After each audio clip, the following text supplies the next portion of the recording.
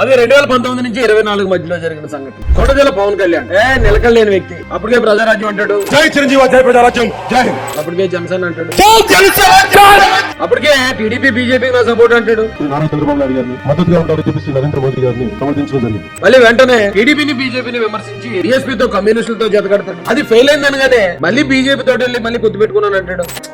నిలకడలేని వ్యక్తి. రాజకీయాలకు ఇలాంటి వాడు పనిచేయడండి అనేవారు. పిచ్చి కూతలు మాట్లాడే పవన్ కళ్యాణ్ గారు, నీకు భవిష్యత్తు లేదు, రాజకీయాలకు నువ్వు పనికి రావు. తన పర్సనల్ విషయాల్లో కూడా చాలా దారుణంగా టార్గెట్ చేశారు. భార్యల విషయంలో అవమానకరంగా మాట్లాడారు. ప్యాకేజీ స్టార్ అనే ఒక పెద్ద బిరుదు ఇచ్చారు. పవన్ కళ్యాణ్ అన్నారు. చాలా మంది చాలా దారుణంగా టార్గెట్ చేసేవారు. ఆ దత్తపిత్రులు చెప్తే